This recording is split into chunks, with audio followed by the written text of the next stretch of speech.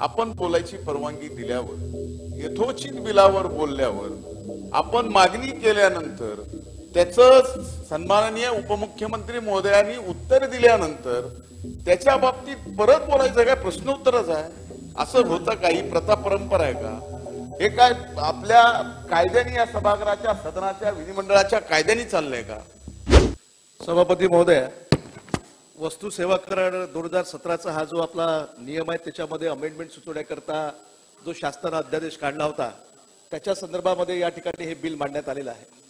Basically माझं सरकारला या ठिकाणी या बिलाच्या संदर्भामध्ये चर्चा करताना असा प्रश्न आहे की टॅक्स वाढवण्यासाठी किंवा त्या ठिकाणी जीएसटी लावण्यासाठी, मग ते ऑनलाईन गेम असेल, तो कसिनो असेल, तो वेगवेगळ्या प्रकारचा जुगार असेल किंवा काही असेल, तर याच्या संदर्भामध्ये सरकारचा उद्देश पैसा कमवणे, महसूल कमवणे, टॅक्सच्या रूपाने आपला निधी गोळा करणे असा आहे का? हा एक मुळात प्रश्न आहे. कर कायदा यात समानता आणण्याची गरज होती, त्यामुळेच महाराष्ट्र वस्तू सेवा कर अधिनियम आपण सुधारणा करतोय. म्हणून त्याच्याकरता विधानसभेमध्ये बिल मंजूर करून मी आपल्या मंजुरीच्या करता विधान परिषदेमध्ये आणलेलं आहे. ही सुधारणा तातडीने करण्याची गरज आहे, कारण त्याचा अध्यादेश ऑलरेडी निघालेला आहे, परंतु त्यावेळी अधिवेशन सुरू नव्हतं आणि त्यामुळे सरकारने अध्यादेश काढलाय. आता अध्यादेशाचं कायद्यात रूपांतर आपण सर्वांनी मान्यता दिली तर त्या ठिकाणी होणार आहे आणि म्हणून हे विधेयक आणलेलं आहे. माझी तुम्हाला सन्माननीय सदस्य अभिजितजी विनंती आहे की आपण जो विरोध केलेला आहे तो आपण वेगळ्या अँगलनी केलेला आहे. मी जे काही सांगितलेलं ते आपण लक्षात घ्या आणि आपले जे काही मुद्दे आहेत ते मुद्दे मी गृहमंत्री, इव्हन सन्माननीय मुख्यमंत्री एकनाथराव शिंदे साहेबांशी पण बोलील, आमचे देवेंद्र फडणवीस साहेब गृहमंत्री त्यांच्याशी पण बोलील आणि अजून ह्या बाकीच्या ज्या काही गोष्टी आहेत ज्याच्यात आपल्याला पोलीस खात्याची मदत घेऊन थोडंसं वेगवेगळ्या पद्धतीनं टाईट करावं लागणार आहे, ते पण करण्याच्या करता हे शासन सकारात्मक आहे. ही गोष्ट सभापती महोदय मी सांगू इच्छितो आणि म्हणून हे बिल मंजूर करावं अशी माझी विनंती. नाही, आता परत नाही करणार. प्रश्न असा आहे की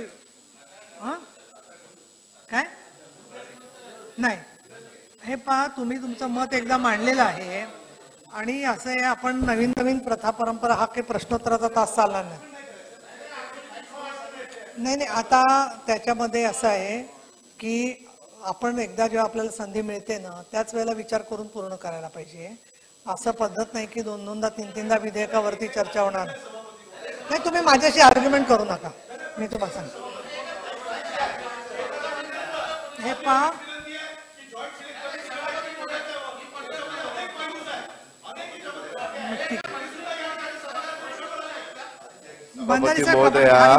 सन्माननीय सदस्य अभिजित वंजारी साहेबांच्या एक गोष्ट लक्षात येत नाही की हे ऑलरेडी संसदेने मान्य केलेलं बिल आहे.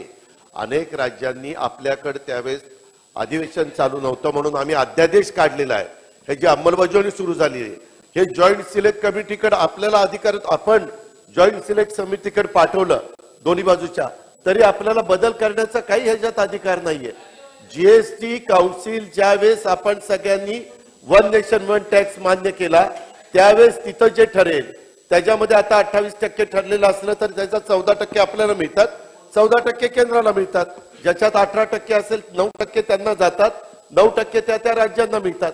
असं हे सगळं गणित आहे. त्याच्यामुळे त्याच्या जॉईंट सिलेक्ट समितीकडे जाऊन जॉईंट सिलेक्ट समिती हे आपल्यात राज्यापुरतं मर्यादित असतं तर तुम्ही म्हणता ती गोष्ट कदाचित विचार करता आला असता, परंतु आता ती गोष्ट नाही. सगळ्या राज्यांनी, जिथं काँग्रेसची सरकार आहे त्यांनी पण मान्य केलेलं आहे. ही गोष्ट आपण लक्षात घ्या. दुसरं मला एक प्रश्न पडतोय की आतापर्यंत तर सगळ्या अशा लोकांना, ऑनलाईन फसवणूक करणाऱ्या लोकांना तर मोकळं राहणंच होतं ना. आता जीएसटी मुळे आपल्याला हस्तक्षेप करण्याची संधी मिळालेली आहे, त्यामुळे उलट आपण केलं नाही तर तेवढ्या वेळ त्यांना मोकळं रान मिळणार आहे. आणि तुम्हाला, आपल्याला कल्पना आहे, आपण मोठमोठे सेलिब्रिटीज बघतो, आंतरराष्ट्रीय लॉटरीची प्रसिद्धी करणारे बघतोय, त्यांचं बिटकॉइन सारखं आपण बघतोय. त्यामुळे मुद्दा असा आहे की तुम्ही जो बोलताय ना तो पूर्णपणाने वेगळा व्ह्यू पॉइंट बोलतात आणि ते थांबवण्यासाठीच तुमची जी कन्सर्न आहे, हे पहा, तुम्ही बसून बोलायला नका. पहिली गोष्ट, असं तुम्हाला बोलायला संधी दिलेली आहे, तुमचं मत मंत्री महोदयांनी ऐकलेलं आहे. ते मंत्री महोदयांनी मत ऐकून त्यानंतर सांगितलेले की हा केंद्राचा कायदा आहे आणि केंद्राचा कायदा आहे, तो अध्यादेश केलेला आहे. अशा वेळेला तरी आपण आर्ग्युमेंट करायचं की जॉईंट सिलेक्ट कमिटी करायची, असं हास्यास्पद होतं ऍक्च्युली. असं नाही करता येणार. त्याच्यामुळे अशा पद्धतीने केंद्राच्या कायद्याबद्दल नाही. हे पहा, याच्यावरती चर्चा. मुंडे साहेब बोलत सर. असं काय तुम्ही सभापती महोदया, काय असं करताय? आम्ही मला असं वाटतंय की सन्माननीय अभिजित वंजारे यांना पहिल्यांदाच ते या सभागृहात आलेले आहेत आणि 3 वर्षे पण पहिल्यांदाच पहिलीच